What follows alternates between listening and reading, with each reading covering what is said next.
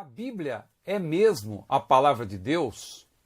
Ou a Bíblia foi apenas a palavra de Deus no primeiro século, nos primeiros séculos, e agora ela não tem mais a mesma importância, ela não é inerrante, ela não é infalível?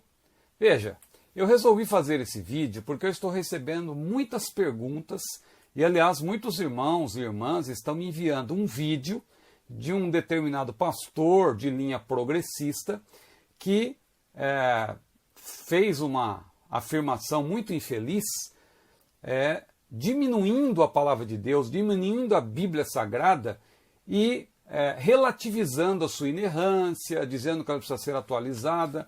Aliás, eu até tomei nota aqui de alguma coisa que ele falou. Ele disse que nas suas linhas a Bíblia é insuficiente, mas nas entrelinhas ela explode, promovendo uma grande revolução, uma grande transformação no mundo, ou seja, sugerindo que o texto bíblico em si ele é insuficiente, é necessário que haja outras fontes adicionais, a experiência do ser humano, por exemplo. Veja, nós cristãos, e eu falo aqui também como pentecostal, como assembleano, nós não desprezamos a experiência, também não desprezamos o raciocínio, a lógica humana, não desprezamos a tradição.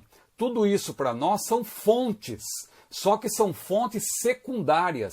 A nossa fonte primária, insubstituível, precípua, é e sempre será a palavra de Deus, que é a Bíblia Sagrada.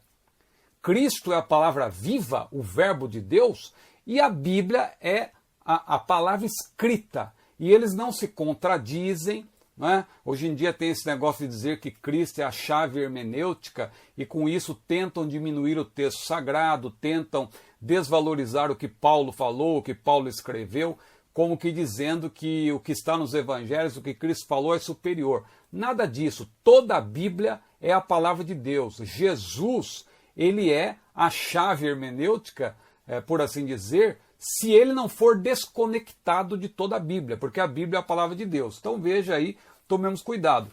Mas esse pastor aí de linha progressista também disse que a gente precisa atualizar a Bíblia para não legitimar a escravidão, o machismo e assim por diante. Ele diz, por exemplo, que aquele texto de Efésios lá, que diz que o homem é a cabeça da mulher, esse texto, na verdade, ele sugere, que não tem valor algum hoje. Ora, meu irmão, não é isso que nós aprendemos ao longo dos séculos. A Bíblia é a palavra de Deus, divinamente inspirada, e é também preservada por Deus. Porque não tem sentido Deus ter inspirado a sua palavra para não preservá-la. Hoje, lamentavelmente, tem muita gente dizendo, não, a inspiração foi só nos originais. O que nós temos hoje não é palavra de Deus. Meu irmão, é claro que nós sabemos que há uma diferença entre as cópias e o original. Entretanto, Deus, que preserva a sua palavra, ele usou as várias cópias que foram feitas, porque desde o início, quando as cartas eram enviadas, veja, os crentes já iam fazendo cópias, porque Deus usou essas muitas cópias para preservar a sua mensagem, como um rio que corre. O rio vai correndo e chegou até nós. Então o que nós temos hoje, claro que existem variantes textuais, mas isso não quer dizer que a nossa Bíblia, a nossa tradução em língua portuguesa, ou as várias versões que têm pouquíssimas diferenças entre elas, a rigor, as diferenças são variantes textuais, Cristo Jesus, Jesus Cristo, nada muito relevante, e o que tem alguma relevância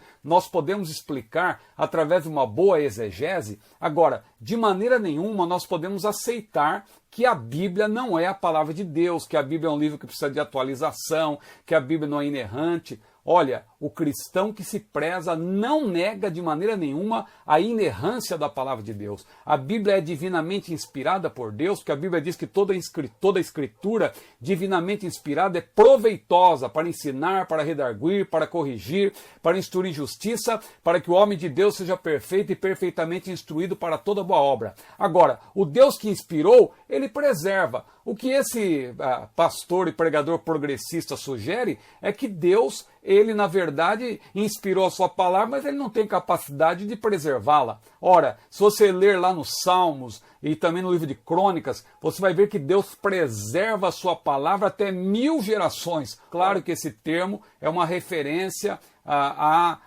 eterna preservação. Deus sempre preservará a sua palavra. Mas esse pregador, ele diz também que precisamos enfrentar os pecados de gênero da nossa sociedade, enfrentar questões aí ligadas ao preconceito, né, de gênero. E ele fala da homossexualidade, da homoafetividade. Veja, nós respeitamos todas as minorias, nós respeitamos todas as pessoas, mas nós não podemos de maneira nenhuma rasgar o que está na Bíblia. A palavra de Deus é muito clara, os textos a que ele se refere, que ele diz aqui que são 2 ou 3 textos, é palavra de Deus. Eu sei que esses pregadores de linha progressista, eles não gostam de Paulo, eles fazem de tudo para ridicularizar Paulo, enfraquecer Paulo, dizer que Paulo diz uma coisa, mas Jesus diz outra, mas isso, meu prezado amigo, usando a linguagem popular, não cola. A Bíblia é a palavra de Deus.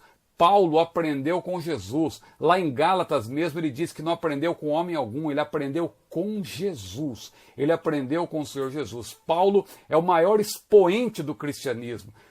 Depois de Cristo, a maior figura no Novo Testamento é o apóstolo Paulo, que escreveu pelo menos 13 epístolas. Todas elas inspiradas por Deus, e o próprio apóstolo Pedro, que andou com Jesus, reconhece a inspiração das cartas de Paulo, quando ele, lá em 2 Pedro capítulo 3, ele as equipara às escrituras do Antigo Testamento, quando ele diz que os indoutos e inconstantes torcem os escritos de Paulo, que são difíceis, segundo Pedro, mas disse Pedro, torcem o que Paulo escreveu, e igualmente as outras escrituras. Você sabe que o termo escrituras no Novo Testamento refere-se ao Antigo Testamento, a palavra de Deus veterotestamentária, inspirada por Deus. E Pedro equipara esses textos, os textos de Paulo, às escrituras do Antigo Testamento. Então, meus queridos irmãos, a Bíblia não precisa ser atualizada coisa nenhuma, porque a Bíblia não se desatualiza. O que a Bíblia precisa é ser interpretada. O exegeta que se preza, o intérprete da Bíblia que se preza, que tem temor de Deus, quando ele se aproxima da Bíblia, a primeira pergunta que ele faz é o que isto significava para o autor, para depois perguntar o que significa para si mesmo. Claro, ele não vai perguntar primeiro o que significa para si, porque hoje em dia, na hermenêutica pós-moderna, não é? O mais importante é o que o leitor pensa. O leitor pode, segundo o pensamento desse pregador progressista, o leitor pode ressignificar o que está no texto sagrado. Isso não é postura de um crente que tem temor de Deus. O crente que tem temor de Deus, ele primeiro procura entender o que foi dito para os destinatários originais e depois ele transporta para os dias de hoje e aplica. Mas isso não é mudar o sentido, não é atualizar o sentido. É você interpretar à luz do contexto e entender o que se aplica para nós hoje, porque a palavra de Deus, ela não se desatualiza. O apóstolo Pedro, inspirado por Deus, inclusive, ele disse, toda a carne é como a erva, toda a glória do homem como a flor da erva, secou-se a erva, caiu a sua flor, mas a palavra de Deus permanece para sempre e é esta que entre nós foi evangelizada. Que Deus abençoe a todos, a paz do Senhor.